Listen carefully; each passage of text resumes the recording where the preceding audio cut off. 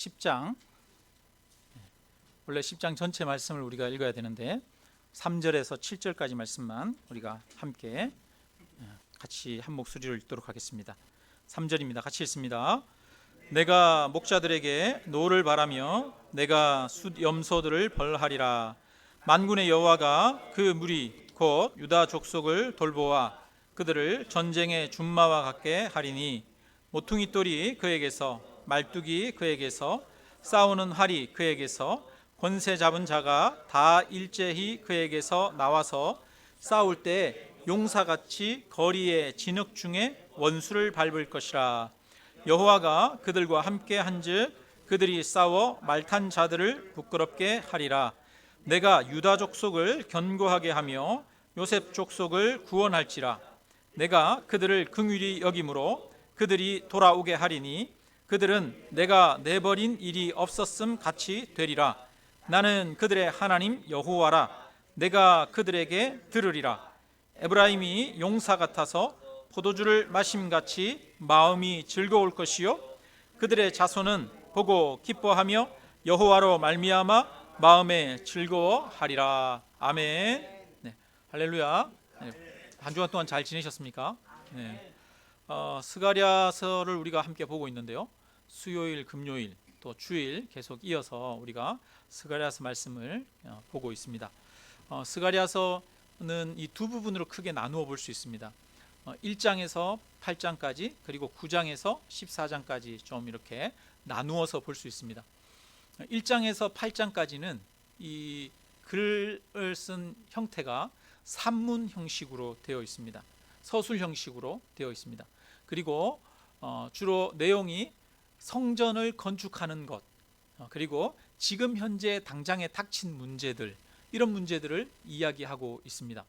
그리고 9장부터 14장까지는 이 산문이 아니라 시로 쓰여져 있습니다. 시는 굉장히 상징적인 언어입니다. 그래서 뿐만 아니라 먼 미래의 일들, 또 가까운 미래의 일들, 또 궁극적으로는 마지막 종말에 이루어질 어떤 일들에 대해서 상징적인 언어로 이야기를 하고 있습니다. 그래서 이 앞부분과 뒷부분이 좀 다릅니다.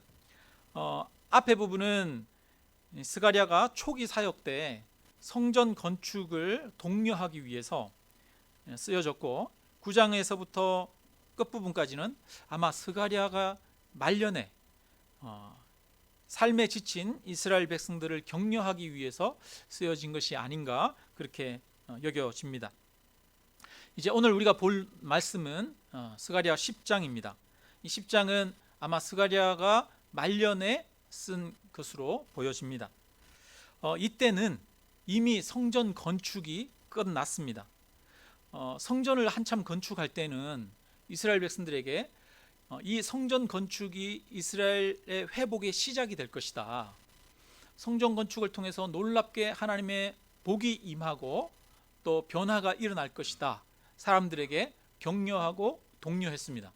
그래서 성전이 완공이 되고 건축이 되었는데 여전히 이 유다와 예루살렘에 있는 백성들은 어려움 중에 있습니다. 가난하고 궁핍하고 뿐만 아니라 이 예루살렘 성벽은 아직 완공이 되지 않은 무너진 상태로 있었기 때문에 주변에 여러 사람들이 침략하거나 약탈하러 오는 그런 위기를 겪을 수도 있었습니다. 느헤미야서에 보면 이 느헤미야가 페르시아 왕궁에서 페르시아 왕의 술 맡은 관원장으로 일하고 있었거든요. 근데 그 느헤미야가 예루살렘이 지금 성전은 새로 지었지만 그들이 지금 굉장히 어려움을 겪고 있다, 이런 이야기를 전달받습니다. 그리고 나서 그 얘기를 듣고 이 예레미야가 이 예루살렘의 소식을 들으니까 밥이 안 넘어가는 거예요. 도저히 그냥 있을 수가 없는 거예요. 마음이 너무 아파가지고 그래서 하나님 앞에 울며 통곡하고 근심한 얼굴로 왕 앞에 나가서 왕에게 말미를 청해서 다시 내가 예루살렘에 갈 수 있도록 해달라 요청하는 장면이 나옵니다. 거기에 보면 이 예루살렘의 형편을 느헤미야가 얘기를 듣고 나가지고 너무 마음이 아파가지고 도저히 밥을 먹을 수 없을 정도로 되어집니다. 그만큼 이 예루살렘의 형편이 가련하고 연약하고 불쌍한 그런 처지에 있었다는 것을 알 수가 있습니다. 근데 그러한 시기에 이 스가랴는 활동을 하고 있는 거예요. 예루살렘에 있는 거예요. 그래서 지치고 힘들고 불쌍하고 가련하고 약한 그 예루살렘과 유다 백성들에게 힘을 주고 용기를 주고 그들을 다시 일으켜 세우는 그런 하나님의 말씀을 그들에게 전하고 있습니다. 그래서 오늘 말씀은 그 가련한 사람들에게 용기를 주고 희망을 주는 말씀입니다. 오늘 본문을 통해서 오늘 우리 가운데 마음이 약하고 무너진 분들이 계시다면 새롭게 이 소망과 희망을 찾으시기를 주님의 이름으로 축원합니다. 스가랴 10장에 보면 이제 같이 한번 읽겠습니다. 10장 1절을 한번 봅니다. 같이 한번 읽습니다. 봄비가 올 때에 여호와 곧 구름을 일게 하시는 여호와께 비를 구하라. 무리에게 소낙비를 내려서 밭의 채소를 각 사람에게 주시리라. 아멘. 하나님은 지금 지치고 약한 유다와 예루살렘 백성들에게 하나님 앞에 비를 구하는 기도를 드리라고 말하고 있습니다. 그런데 이때는 봄비가 올 때라고 말합니다. 봄비가 올 때는 이스라엘에는 이 우기가 있고 건기가 따로 있습니다. 10월, 11월이 되면 이른 비가 오는 때입니다. 원래 그 곡식들이 잘 자라려면 첫째는 씨를 뿌릴 때 비가 많이 와줘야 됩니다. 충분히 수분이 있어야 발화가 잘 됩니다. 이른 비가 오는 11월 이때는 씨를 뿌리는 시기입니다. 그래서 11월 이때 비가 오면은 농부들이 씨를 뿌리고 또 비가 많이 와야 되는 때가 있는데 그때가 언제냐 하면 이삭이 나오고 곡식이 연거를 때 또 물이 많이 필요합니다. 그때가 언제냐면 늦은 비가 올 때입니다. 그 늦은 비가 올 때가 오늘 본문으로는 봄비가 올 때입니다. 이스라엘에는 이 날씨의 주기가 이른 비가 올 때, 늦은 비가 올 때 이 주기가 있습니다. 그런데 하나님께서는 이 한 4월에 봄비가 올 때 그때 하나님께 비를 구하라 이렇게 얘기합니다. 뭐 그럴 수 있지 이렇게 생각할 수 있지만 한편으로 조금 더 깊이 생각해 보면 이해가 잘 안 되기도 하는 말씀입니다. 왜냐하면 우리가 비를 구할 때는 장마철에 비를 구합니까? 아니면 가물 때에 비를 구합니까? 요즘 여러분 장마철이잖아요. 요즘 장마철인데 우리가 비를 구하진 않습니다. 하나님 비를 내려주십시오 이렇게 구하진 않습니다. 비가 안 올 때 비를 구합니다. 근데 지금은 언제냐면 봄비가 올 때입니다. 그러니까 늦은 비가 올 때입니다. 그렇게 우기에 하나님 앞에 비를 구하라는 겁니다. 우기에 하나님 앞에 비를 구하면 하나님께서 무리에게 소낙비를 내려서 밭의 채소를 각 사람에게 주시리라 이렇게 말합니다. 이 말씀은 한편으로는 이루어지기 힘들고 불가능하고 어려운 것들을 놓고 기도하라는 말씀이 아니라 당연한 것을 놓고 기도하라는 겁니다. 봄비가 올 때 비가 오는 것은 당연한 겁니다. 지극히 당연하고 지극히 일상적인 것을 가지고 기도하라는 것입니다. 우리가 하나님 앞에 기도할 때 우리는 이 아침에 자고 일어나는 것을 위해서 기도할 때가 있습니다. 잠들기 전에 하나님 앞에 기도합니다. 하나님 아버지, 내일도 건강하게 눈 뜰 수 있도록 주님 이 밤도 지켜주옵소서 이렇게 기도하기도 합니다. 그런데 밤에 잠을 자고 아침에 눈을 뜨는 것은 매일 똑같이 일어나는 일입니다. 일상적인 일입니다.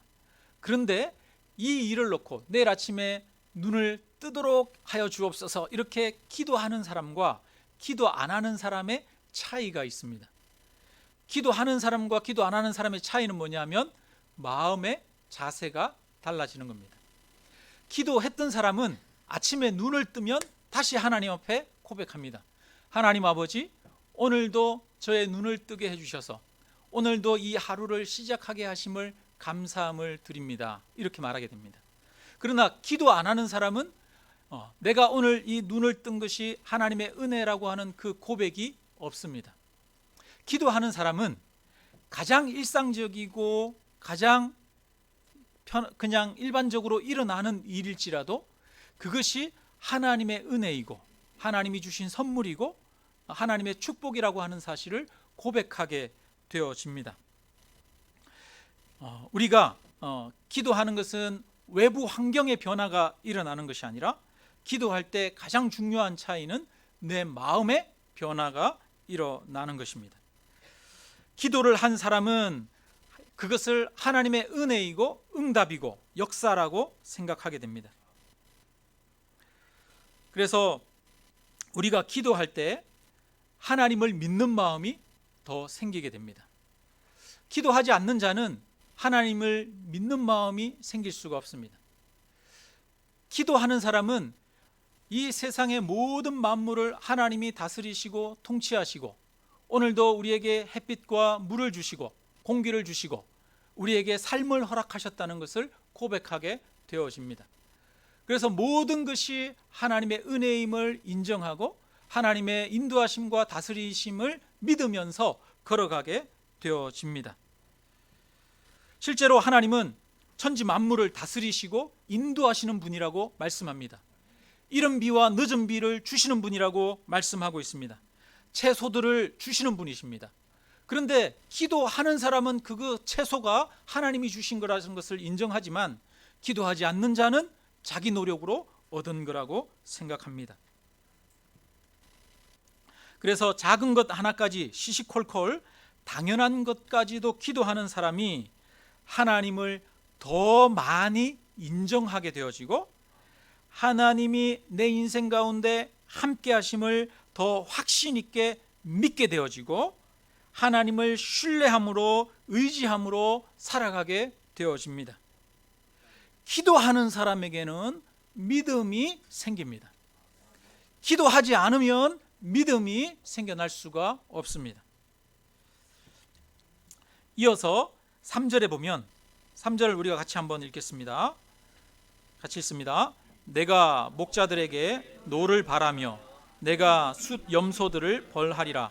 만군의 여호와가 그 무리 곧 유다 족속을 돌보아 그들을 전쟁의 준마와 같게 하리니. 아멘. 여기 보니까 목자들은 이스라엘의 지도자들을 말합니다. 그리고 숫 염소들도 사실은 이스라엘의 리더와 지도자들을 말합니다. 권세 있는 사람들을 이야기합니다. 우리가 짐승을 키우다 보면 짐승들 중에는 수컷 한 마리가 여러 암컷을 거느리는 그런 짐승들이 있습니다. 원숭이나 이런 것도 보면 원숭이 중에 우두머리 되는 수컷 원숭이가 있습니다. 마찬가지로 숫 염소도 그렇습니다. 숫 염소도 여러 암컷을 거느리고 있습니다. 그래서 여기서 말하는 이스라엘의 목자 아니면 숫 염소가 같은 의미를 나타내는 것입니다. 하나님께서 그 이스라엘의 지도자들 그들을 하나님께서 버리시겠다라고 말합니다. 내쫓고 하나님이 목자가 되십니다. 그래서 뭐라고 말하냐면 만군의 여호와가 그 무리 곧 유다 족속을 돌보아 이렇게 말합니다. 여기서 돌본다는 것은 여러분 양을 돌보고 무리를 돌보는 것은 누가 돌보는 겁니까? 목자가 돌보는 거죠. 이 말은 사람들 목자들 하나님이 세운 그 리더들 그 사람들이 백성들을 어렵게 하고 힘들게 하기 때문에 그들을 내쫓고 하나님이 친히 목자가 되시겠다는 이야기입니다.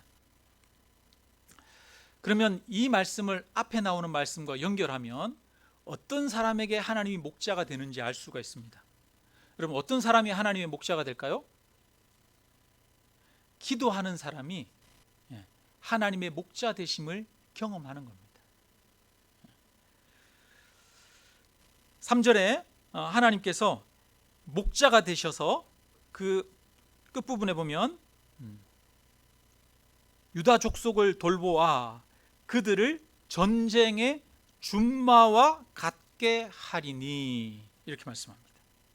그리고 4절에 보니까 모퉁이 돌이 그에게서, 말뚝이 그에게서, 싸우는 활이 그에게서, 권세 잡은 자가 다 일제히 그에게서 나와서, 이렇게 말합니다. 아까 말씀드렸어요. 서두에 지금 이스라엘 백성들은 어떤 상황이라고요? 약해요, 강해요? 이스라엘 백성들은 지금 너무너무 약해요. 주변 사람들에게 계속 약탈당하고 있어요. 가난해요. 궁핍하고 어렵습니다. 그런데 그들 가운데서 뭐가 나온대요? 하나님이 목자가 되시니까 그들 가운데서 전쟁의 준마와 같게 하리니, 이렇게 말합니다. 그 약한 이스라엘 백성들이 전쟁에서 싸우는 말처럼 늠름한 용사가 될 것을 이야기를 하고 계십니다. 그리고 그들 가운데서 모퉁이 돌이 나온다는 거예요. 그냥 짜잘한 그런 자갈 같은 그런 작은 돌이 아니라 건물의 기초석이 될 수 있는 그런 큰 바위 같은 모퉁이 돌이 나올 것이라고 말합니다. 말뚝이 그에게서 나온다는 겁니다. 옛날에 건물을 지을 때 마지막에 하는 게 말뚝을 박는 거랍니다. 우리가 천막을 칠 때, 이럴 때 보면 이스라엘은 유목 생활을 하고 그랬으니까 천막을 많이 치잖아요. 천막을 칠 때 마지막에 하는 게 뭐냐 하면 끈을 이렇게 딱 해서 말뚝을 박는 거잖아요. 이 말뚝은 어떤 일을 완성하고 성취하는 것을 상징하는 것입니다. 그러니까 큰 일을 이루고 성취한다는 이야기입니다. 그에게서 싸우는 활이 그에게서 나온다는 겁니다. 권세 잡은 자가 다 일제히 그에게서 나온다는 겁니다. 지금 약한 이스라엘 백성들에게서 권세 잡은 자가 나온다는 겁니다. 그들이 모퉁이 돌이 되어진다는 겁니다. 이것은 환경이 변하는 것을 이야기를 하는 것이 아닙니다. 주변의 여건이 변화되는 것을 이야기하는 것이 아닙니다. 주변의 여건은, 환경은 그대로이지만 지금 약하고 가련하고 불쌍한 이스라엘 백성들이 준마와 같게 되리라. 그들이 변하게 될 것이라고 말합니다. 약한 자가 용사가 된다는 것을 이야기하고 있는 것입니다. 여러분, 하나님이 목자가 될 때 약한 자가 용사가 되는 역사가 있는 줄로 믿습니다. 리더가 누구냐에 따라서 그 밑에 있는 사람들이 완전히 달라지는 경우가 있어요. 우리나라도 뭐 그런 경험들이 있죠. 역사적으로도 보면 임진왜란 때 보면, 임진왜란 때 우리 조선의 수군을 이끌었던 사람이 이순신 장군이잖아요. 이순신 장군은 한 번도 패한 적이 없었잖아요. 그래서 일본의 함선들과 부딪혀서 싸울 때에는 항상 백전백승이었습니다. 그런데 이 이순신 장군이 모함을 받아가지고 옥에 갇혔습니다. 그리고 군 통수권을 잃어버렸죠. 그때 원균이 이제 조선 수군을 다스리고 있었습니다. 그러자 수백 척이었던 이 조선 수군이 전쟁에서 패하고 완전히 쪼그라져 가지고 12척의 배만 남았습니다. 12척의 배만 남았을 때, 그때 다시 그 수군의 대표로 세워진 사람이 이순신입니다. 이순신이 다시 수군 통도사로 내려왔을 때 다른 사람들이 권면합니다. 이제 수군은 더 이상 희망이 없으니 육시로 올라가서 우리 육군들과 같이 함께 싸웁시다. 이렇게 이야기할 때 이 이순신은 끝까지 신에겐 아직 12척의 배가 있습니다. 이렇게 이야기하면서 그가 싸웁니다. 그렇게 해서 싸웠던 전쟁이 명량해전이죠. 영화로도 나오고 그랬는데, 그 12척의 배와 수백 척의 일본 배가 맞붙어서 싸워서 결국은 12척의 배로 승리를 하는 모습을 볼 수가 있습니다. 누가 리더냐에 따라서 전쟁의 향배가 달라지기도 합니다. 누가 리더냐에 따라서 그 밑에 있는 군사들이 패잔병처럼 되는 경우도 있고 아니면 용사가 되는 경우도 있습니다. 인간 리더들도 이렇습니다. 그런데 하나님이 우리의 목자가 되신다고 합니다. 전능하신 하나님이 우리의 목자가 되시고 우리의 인도자가 되실 때 변화가 나타납니다. 그 변화는 약한 자가, 패배자가, 실패자가, 용사가 되는 것입니다. 강한 자가 되는 것입니다. 완전하신 하나님이 우리의 리더가 되고 목자가 되실 때 우리가 상상치 못한 놀라운 변화가 일어납니다. 하나님이 우리의 목자가 되는 것이 중요합니다. 하나님이 우리의 목자가 되고 우리의 리더가 되는 것은 어떻게 할 때 하나님이 우리의 목자가 되십니까? 우리가 우리의 작은 일상조차도, 지극히 당연한 것조차도 하나님 앞에 엎드려 긍휼을 구하고 기도할 때, 하나님의 뜻하심과 인도하심을 물을 때 하나님이 우리의 목자가 되시는 것입니다. 하나님 앞에 기도하는 사람이 하나님을 인정하는 것입니다. 기도하는 사람이 하나님을 왕으로 모시는 것입니다. 하나님께 기도하는 사람이 하나님을 천지 만물의 주인으로 고백하게 됩니다. 모든 일에 기도하는 사람이 하나님을 목자로 삼는 자입니다. 그럴 때 변화가 나타납니다. 그 변화는 주변 환경의 변화가 아니라 내가 변하는 겁니다. 내가 실패자에서, 약한 자에서 강한 용사가 되고 승리자가 되는 것입니다. 여러분, 변해야 할 것은 저와 여러분의 주변의 환경이 아닙니다. 우리가 변하는 것입니다. 내가 변하는 것입니다. 무능한 내가 능력 있는 자가 되는 것입니다. 약한 내가 강한 자가 되는 것입니다. 그것은 기도를 통해서, 그것은 하나님이 우리의 목자 되심으로 가능한 것인 줄로 믿습니다. 우리가 잘 알고 있는 기드온은 결코 용사가 아니었습니다. 그는 겁쟁이였습니다. 미디안 사람들이 무서워서 가만히 그들에게 들키지 않으려고 곡식을 가져와서 포도주 틀에서 숨어서 곡식을 터는 자가 기드온이었습니다. 그런 기드온에게 하나님이 다가와서 천사가 말합니다. 큰 용사여, 하나님께서 너와 함께 계시도다. 하나님이 함께 하심을 믿게 된 기드온은 실제로 큰 용사가 되어서 이스라엘을 미디안의 손에서 건지게 됩니다. 베드로는 예수님이 잡히신 것을 보고 무서워서 3번이나 부인했던 사람입니다. 여종 앞에서 예수님을 저주까지 했던, 무서워 떨던 사람이 바로 베드로였습니다. 그런데 그가 부활하신 주님을 만나고 주님이 함께 하심을 믿고 알게 되었을 때 베드로가 달라졌습니다. 예수님을 죽였던 사내들인 공회회 앞에서 그는 기가 하나도 죽지 않고 오히려 당당하게 공회원들을 향해서 꾸짖습니다. 하나님 앞에서 너희의 말을 듣는 것이 하나님의 말씀을 듣는 것보다 옳은가 판단하라 라고 촉구합니다.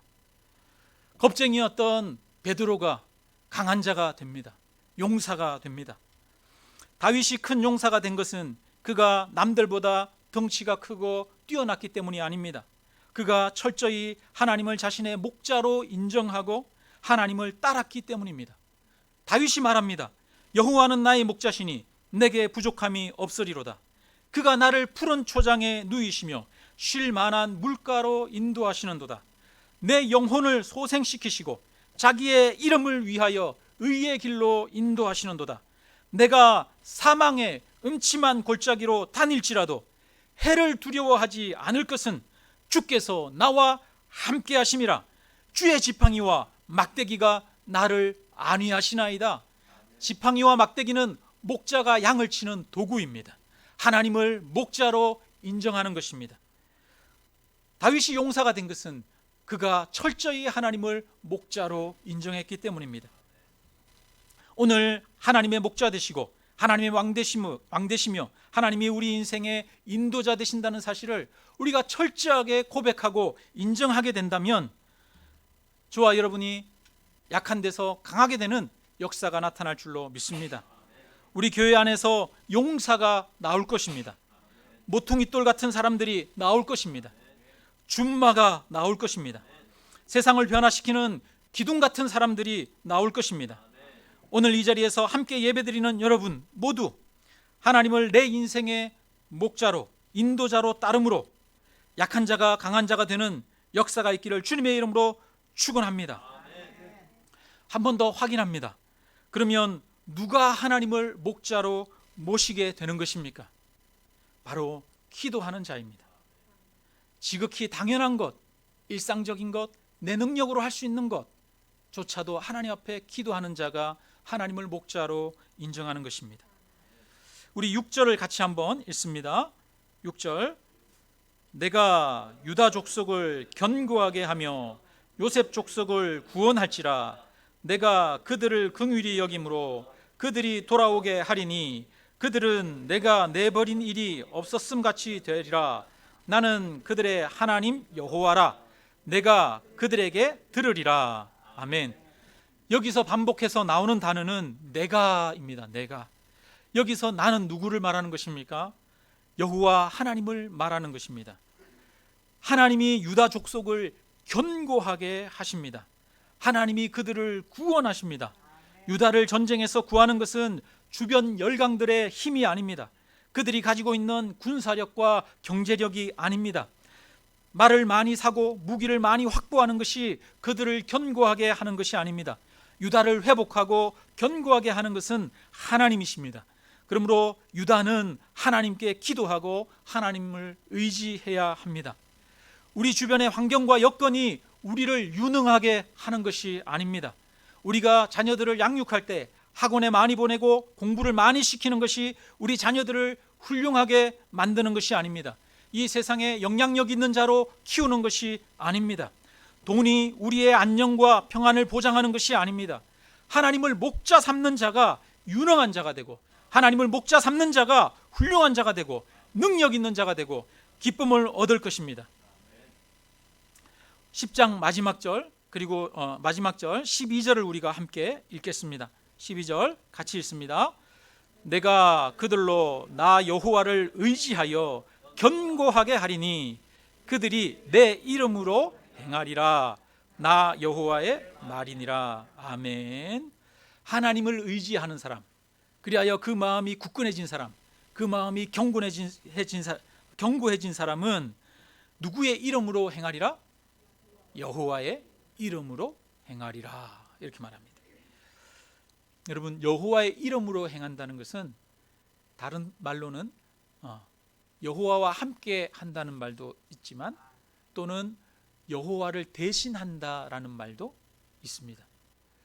바울이 이 고린도 후서 5장 20절에 보면 바울이 편지할 때 고린도 교회에 뭐라고 편지하느냐 하면, 그러므로 우리가 그리스도를 대신하여 사신이 되어, 사신은 뭐냐 하면 왕의 명령이나 이런 것들을 대신해서 전달하는 사람이 사신이죠. 그래서 그리스도를 대신하여 사신이 되어 하나님이 우리를 통하여 너희를 권면하시는 것 같이 그리스도를 대신하여 간청하노니, 이렇게 말합니다. 바울은 어떤 마음이 있었냐면, 내가 그리스도를 대신해서 너에게 간다라는 그런 마음이 있었습니다. 이것을 다른 말로는 데살로니가 후서에 보면 이렇게 말합니다. 형제들아, 우리 주 예수 그리스도의 이름으로 너희를 명하노니, 이렇게 말합니다. 바울이 이 데살로니가 교회에 말할 때 그리스도의 이름으로 내가 너희에게 말한다, 이 말을 합니다. 때로는 그는 그리스도를 대신하여 말한다, 이렇게도 표현합니다. 그러니까 그리스도의 이름으로 말한다는 것은 그리스도를 대신한다는 것입니다. 그는 무슨 마음이 있었냐면 하나님의 뜻을 행한다는 마음이 있었습니다. 나는 사신이다, 그래서 하나님이 명령하신 것을 내가 실행하는 자이다 라고 하는 마음이 있었습니다. 그랬더니 그의 마음이 견고해지는 것입니다. 여러분, 우리의 마음이 언제 견고해집니까? 내가 하는 이 일이 하나님이 원하시는 것이고 하나님이 뜻하시는 것이라고 하는 사실을 분명하게 확신할 때, 하나님이 나에게 이것을 하도록 지금 이끄시고 인도하신다는 사실을 확신할 때에 우리의 마음이 견고해지고 담대해집니다. 우리가 개척할 때 2년 반 전에 개척하는데, 개척할 때도 하나님이 꿈을 주시고 또 여러 가지 상황들을 통해서 하나님이 향남 이 지역에 교회를 개척하게 하시는구나 라고 하는 분명한 확신을 주셨습니다. 마음에 하나님이 뜻하시는 것이고 하나님이 인도하시는 것이구나 라는 것을 믿을 때 제 마음 가운데 담대함이 생겼습니다. 견고함이 생겼습니다. 하나님의 뜻이라고 하는 사실을 깨달을 때 하나님을 뜻을 구하는 자들은 견고해집니다. 이 세상에서 제일 무서운 사람들은 하나님의 뜻대로 살려는 사람들입니다. 죽음도 그들을 무너뜨리지 못했습니다. 그래서 하나님의 뜻대로 살려고 하는 사람들은 준마가 됩니다. 약한 자가 강한 자가 됩니다. 그래서 하나님의 뜻대로 살려고 하는 사람들을 향해서 너희는 그리스도의 군사니라고 말하고 있습니다. 성도는 그리스도의 군사가 되어집니다. 오늘 저와 여러분은 하나님께서 준마로 부르셨습니다. 약한 자로 부르시지 않았습니다. 용사로 부르셨습니다. 강한 자로 부르신 줄로 믿습니다. 나는 비록 약하나 나의 목자 되시는 하나님이 저와 여러분을 준마로 삼으신 줄로 믿습니다. 다윗이 전쟁을 할 때 골리앗과 싸움을 하면서 다윗이 말합니다. 골리앗 앞에서 소년 다윗이 떨지 않는 이유가 있습니다. 골리앗에게 말합니다. 너는 칼과 창과 단창으로 내게 나오거니와 나는 만군의 여호와의 이름 곧 네가 모욕하는 이스라엘 군대 하나님의 이름으로 내게 나아가노라 이렇게 말합니다. 큰 거인 골리앗 앞에서 이 다윗이 떨지 않는 이유는 하나님의 이름을 모욕하는 저 골리앗을 쳐서 무찌르는 것이 하나님의 뜻하심이라고 하는 것을 분명하게 믿고 확신했기 때문에, 그러므로 그는 내가 하나님의 뜻을 행한다라고 하는 믿음 가운데 하나님을 대신하여 하나님의 이름으로 너에게 나아간다라고 말했던 것입니다. 그래서 하나님의 이름으로 행하는 자는 여러분 흔들림이 없고 담대하게 되어집니다. 바라기는 저와 여러분이 하나님의 이름으로 행하는 자가 되기를 원합니다. 하나님의 뜻을 행하는 자가 되기를 원합니다.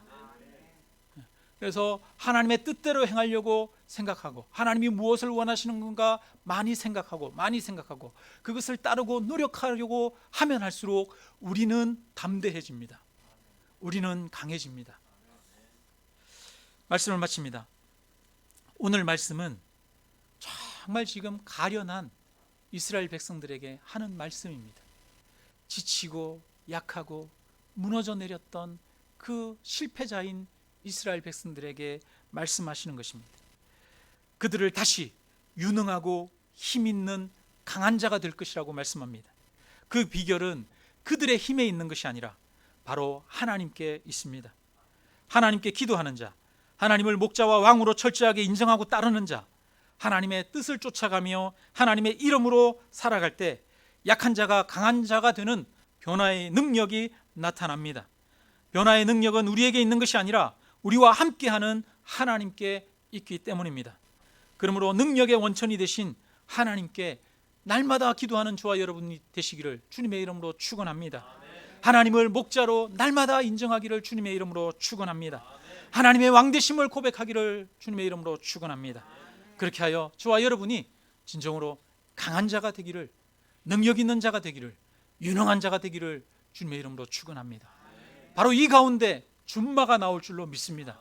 모퉁이 돌 같은 자가 나오고 기둥 같은 자가 나오고 세상을 변화시키는 능력 있는 자가 이 가운데서 나오게 하실 줄로 믿습니다.